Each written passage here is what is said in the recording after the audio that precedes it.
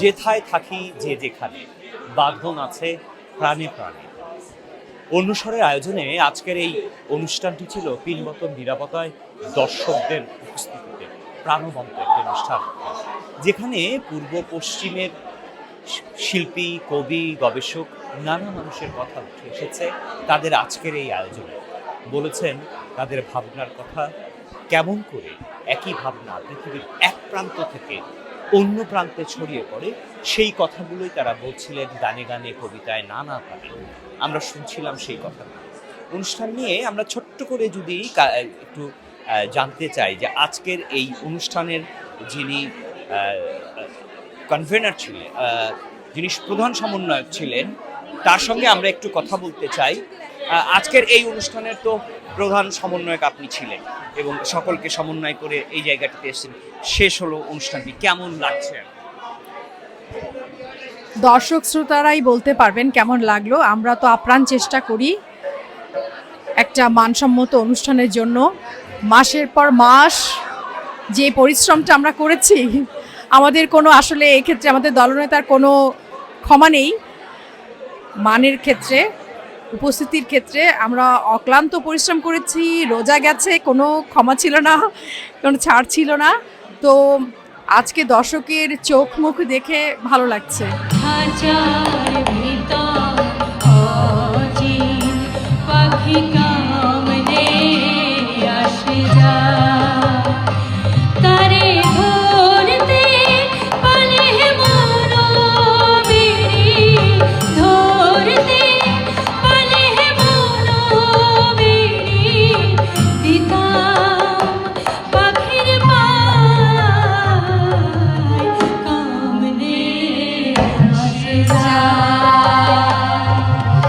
দর্শকদের চোখ, দর্শকদের উপস্থিতি কেমন লেগেছে সেটি আমরা আরো একজনের সঙ্গে ছোট্ট করে একটু কথা বলে নিতে চাই। দীর্ঘক্ষণ একটি অনুষ্ঠান হলো, দীর্ঘক্ষণ আপনারা দেখলেন, কেমন লেগেছে, কেমন মনে হচ্ছে? আসলে অনেক অনেক ভালো লেগেছে আজকে যে প্রোগ্রাম যেথায় থাকি যে যেখানে বাঁধন আছে প্রাণী প্রাণী।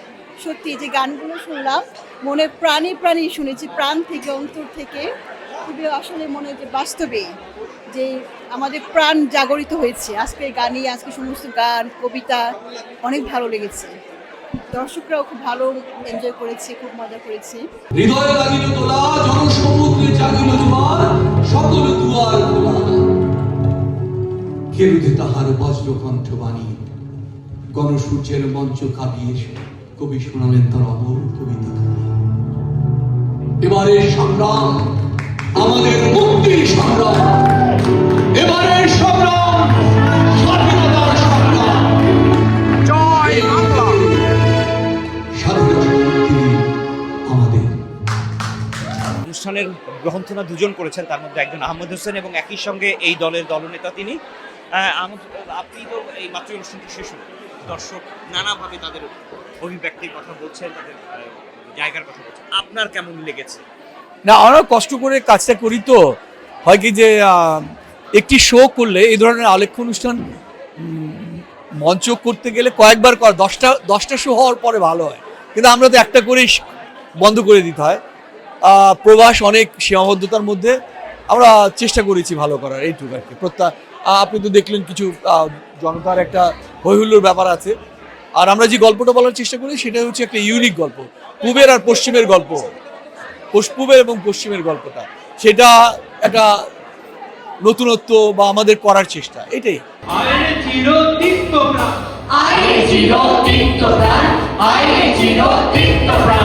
আমরা কথা বলতে চাই এই অনুষ্ঠানে যারা পারফর্ম করেছেন তাদের সঙ্গে আমরা একটু ছোট্ট করে কথা বলে নিতে চাই।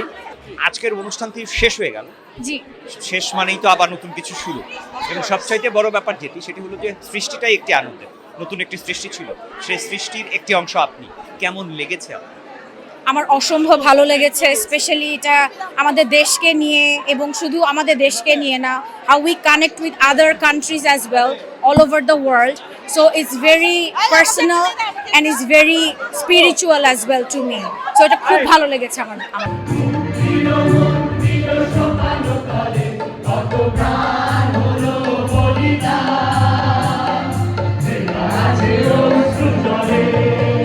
দর্শক সারিতে বসে আমি দেখছিলাম আপনি খুব মন্ত্রমুগ্ধের মতো I am দেখছেন। from India. No problem. I You are from India.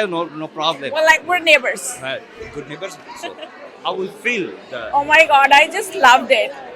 The musical feel, it was the vibe, the energy. It was so nice, so soothing. I just loved it. I hope she will invite me again because she's my friend. Problem আমরা শুনছিলাম আরো একজন দর্শকের কথা যিনি আমাদের ভারতের একজন প্রতিবেশী। তিনি বলছিলেন যে এই অনুষ্ঠানের আয়োজন তাকে খুবই মোহিত করেছে এবং চমৎকার সে এই আয়োজনটি তারা করেছেন। আমরা নিশ্চয়ই আবারও আপনাদেরকে অনুষ্ঠানের আরো খবরাখবর জানাবো। আজকে আমরা ছিলাম যেথায় থাকি যে যেখানে বাঁধন আছে প্রাণে প্রাণে অনুষ্ঠানের আয়োজনের এই অনুষ্ঠানের খবর। Masud Parvez, climate channel, Toronto.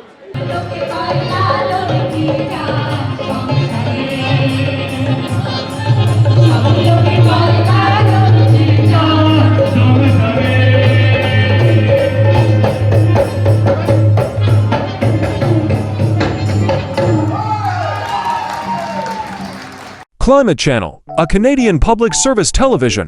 Watch, like, follow.